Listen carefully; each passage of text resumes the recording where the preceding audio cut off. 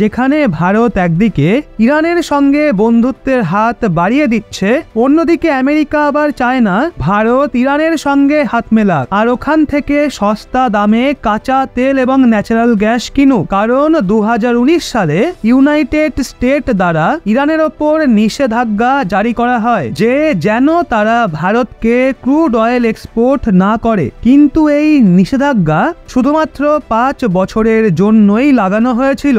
আর এখন ইউনাইটেড স্টেটে পুনরায় নির্বাচন হতে চলেছে, ইলেকশন হতে চলেছে, যার জন্য এই নিষেধাজ্ঞাকে পুরোপুরি সরিয়ে দেওয়া হয়েছে। কিন্তু এখন যখন ভারত ইরানের দিকে নিজের পা বাড়াচ্ছে, তখন আমেরিকা ইরানের ওপর মিসাইল দিয়ে হামলা করা শুরু করে দেয়, যাতে ইরান ভয় পেয়ে যায় আর ভারতের সঙ্গে হাত মেলানোর থেকে পিছিয়ে আসে। যার জন্য আমেরিকার দ্বারা সিরিয়া এবং ইরাকে মজুদ সমস্ত ইরানি ঠিকানায় মিসাইল দিয়ে অ্যাটাক করা হচ্ছে। পুরো বিষয়টা চলুন এই ভিডিওতে বুঝি। ভারত পুনরায় 5 বছর পর ইরানের সঙ্গে নিজের পুরনো সম্পর্ককে স্থাপন করতে চলেছে। যদি দেখা হয় তো এই সময়ে ভারত ক্রুড অয়েল মানে কাঁচা তেল এবং ন্যাচারাল গ্যাসের সরবরাহের জন্য অন্যান্য দেশের ওপর নির্ভরশীল, যার মধ্যে আমরা প্রায় 85% কাঁচা তেল এবং ন্যাচারাল গ্যাসের 50% অংশ অন্যান্য দেশের থেকে ইম্পোর্ট করে থাকি। কাতার, রাশিয়া এবং ইউএইর মতো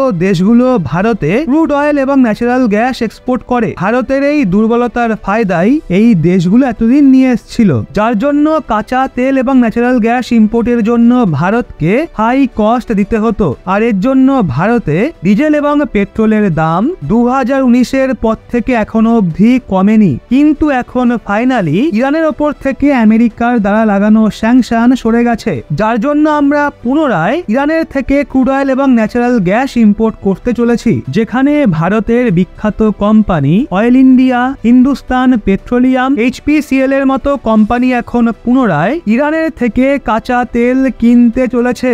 আপনাদের বলে রাখি, সদ্যই কিছু দিন আগে 15ই জানুয়ারিতে ভারতের ফরেন মিনিস্টার জয়শঙ্কর মহাশয় ইরান গেছিলেন, যেখানে এই দুই দেশের মাঝে কিছু নতুন প্রজেক্ট শুরু করতে এবং বাইল্যাট্রাল ট্রেডকে প্রমোট করার কথা বলা হয়, যেখানে ইরান ভারতকে সস্তা দামে কাঁচা তেল এবং ন্যাচারাল গ্যাস দেওয়ার জন্য তৈরি রয়েছে। অবশ্য দেখা হলে ভারত 2019 সালের আগে ইরানের থেকেই ম্যাক্সিমাম কাঁচা তেল ইম্পোর্ট করত। আর আপনি যদি এই ম্যাপে দেখেন তো ভারতের ইরানের থেকে দূরত্ব অনেক কম, মানে প্রায় ওই 2800 কিলোমিটার। আর এই সময় লোহিত সাগরে হতি বিদ্রোহীদের আক্রমণের জন্য রাশিয়া এবং ইউএইর সঙ্গে ভারতের ট্রেড রুট এফেক্টেড হয়েছে। এই জন্য রাশিয়া এবং ইউএই থেকে কাঁচা তেল ইম্পোর্ট করায় সমস্যার সামনা করতে হচ্ছে। একটা রিপোর্ট অনুযায়ী ভারত দ্বারা অন্যান্য দেশকে যে অয়েল এক্সপোর্ট করা হয়, সেখানে জানুয়ারি মাসে মন্দা দেখা গেছে। কারণ ভারতে বিশ্বের সবথেকে বড় এবং পাওয়ারফুল রিফাইনারি মজুত রয়েছে। মজুত থাকার কারণে আমরা অন্যান্য দেশের থেকে কাঁচা তেল ইম্পোর্ট করি, আর এই কাঁচা তেলকে রিফাইন করে অন্যান্য দেশকে পেট্রোল এবং ডিজেলও এক্সপোর্ট করা হয়। যেখানে ভারতের MRPL মানে ম্যাঙ্গালোর রিফাইনারি অ্যান্ড পেট্রোকেমিক্যাল ও চেন্নাই পেট্রোলিয়াম গত বছর 2023-এ 49.6 মিলিয়ন টন ক্রুড অয়েল ভিন্ন ভিন্ন দেশ থেকে ইম্পোর্ট করে রিফাইন করেছে। কিন্তু এই বছর 2024-এর জানুয়ারিতে লোহিত সাগরে হতি বিদ্রোহীদের অ্যাটাকের জন্য কাঁচা তেলের ইম্পোর্টে ধীর গতি দেখতে পাওয়া গেছে। কিন্তু এখন ফাইনালি 5 বছর পর পুনরায় ইরান ভারতকে সস্তা দামে কাঁচা তেল বিক্রি করার জন্য তৈরি রয়েছে। এরপর ইন্ডিয়ান অয়েল মার্কেটেও ফ্ল্যাকচুয়েশন দেখতে পাওয়া যেতে পারে। আর ভারতে এই সময় রাশিয়া এবং ইউএই দ্বারা $79 পার ব্যারেলের মূল্যে কাঁচা তেল ইম্পোর্ট হয়। যদিও 2 মাস আগে ইউএইর সাথে ভারত সোজা রুপিতে কাঁচা তেলের জন্য বাণিজ্য চুক্তি করেছিল। আর এই সময়ে বিশ্বের অনেক দেশ ভারতের সঙ্গে সরাসরি রুপিতে ট্রেড করার জন্য তৈরি রয়েছে, যার মধ্যে ইরানও ভারতের সঙ্গে নিজের বাইল্যাট্রাল ট্রেডকে এগিয়ে নিয়ে যেতে চায়। কিন্তু সমস্যা এই বিষয়টার রয়েছে, ইরান যেভাবে যেভাবে যেভাবে ভারতের দিকে নিজের বন্ধুত্বের হাতকে বাড়িয়ে দিচ্ছে, সেভাবে আমেরিকা ইরানের ওপর অ্যাকশন নেওয়ার প্রস্তুতিকে এগিয়ে নিয়ে চলেছে। এর আন্দাজ আপনি এর থেকেই করতে পারেন, যেখানে কিছুদিন আগে ভারত এবং ইরানের মাঝে পুনরায় সস্তা দামে কাঁচা তেল ও ন্যাচারাল গ্যাস কেনার ডিল ফাইনাল হয়, তার ঠিক মোটামুটি এক সপ্তাহ পরই সিরিয়া এবং ইরাকে যে ইরানি ঠিকানা মজুত রয়েছে ওখানে আমেরিকা দ্বারা হামলা শুরু হয়ে যায়। মানে দেখা হলে যেই গতির সঙ্গে ভারতের ইকোনমি এগিয়ে চলেছে সেটা দেখে উন্নত দেশগুলো ভয় পাচ্ছে তাদের থেকে আবার কখনো যেন ভারত এগিয়ে না যায়। এর জন্য উন্নত দেশগুলো এটা চায় না যে ভারতের ইকোনমি এগিয়ে যাক। এর জন্য এই সমস্ত দেশ ভারতের পা ধরে টানার বিন্দু মাত্র সুযোগও ছাড়ছে না।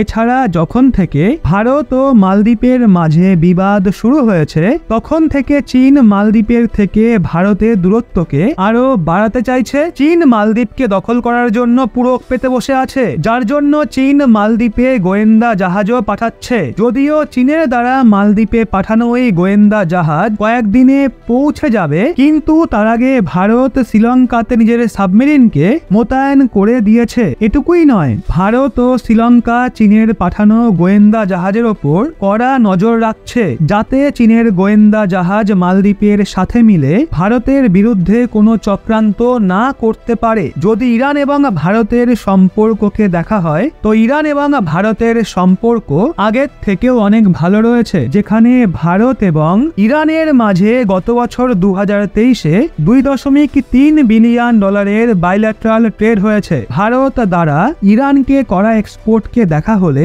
ভারত ইরানকে বাসমতি চাল, চিনি, টাটকা ফলের মতো ফুড প্রোডাক্ট এক্সপোর্ট করেছে, কারণ ইরানের মতো পেট্রোলিয়াম কান্ট্রিতে ফুড প্রোডাক্ট অনেক কম মাত্রায় প্রডিউস হয়, যার জন্য এই দেশ মেজরলি ভারতের থেকে খাদ্য সামগ্রী সোর্স করে। অবশ্য ইরান এবং ভারতের বাইল্যাটারাল ট্রেডকে দেখা হলে 2019 সালের তুলনায় সেটা অনেক কম, কারণ 2019 সালের আগে ভারত ও ইরানের বাইল্যাটারাল ট্রেড মোটামুটি প্রায় $6 বিলিয়ন প্রতি বছর ছিল। বিগত 5 বছরে যতই ইরান দ্বারা ভারতে পেট্রোলিয়াম প্রোডাক্ট ইম্পোর্ট করা হয়নি, কিন্তু ভারত দ্বারা ইরানকে করা এক্সপোর্ট একদমই প্রভাবিত হয়নি। আর আপনি এর থেকেই আন্দাজ করতে পারেন আমেরিকা যতই চেষ্টা করুক ভারত এবং ইরানের সম্পর্ককে দুর্বল করতে পারবে না। এখন তো কেবল সিরিয়া ও ইরাকে ইরানের ডেরায় আমেরিকা হামলা করেছে, কিন্তু এখন ইরান এবং আমেরিকার মাঝে আগামী কিছু দিনের মধ্যে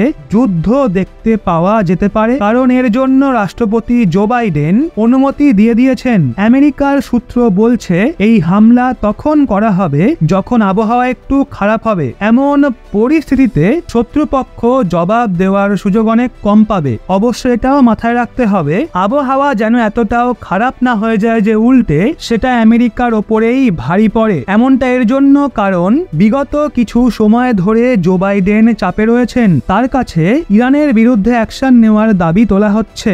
এক্ষেত্রে আপনাদের কি মনে হয় ইরান এবং আমেরিকার মধ্যে ঝামেলা কি কোনোদিনও শেষ হওয়ার নয়? এই ঝামেলা কি ভারতের ইকোনমির ওপর প্রভাব ফেলতে পারে? হ্যাঁ নাকি না নিচে কমেন্টে অবশ্যই জানান। ভিডিওটা ভালো লাগলে অবশ্যই একটা লাইক করবেন। দেখুন, লাইক তো আপনাদের জন্য ফ্রি, কিন্তু একটা লাইক আমাদের কাছে অত্যন্ত মূল্যবান।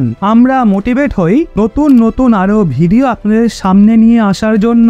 সেই সাথে যারা চ্যানেলে নতুন তারা অবশ্যই চ্যানেলটি সাবস্ক্রাইব করে সঙ্গে থাকবেন।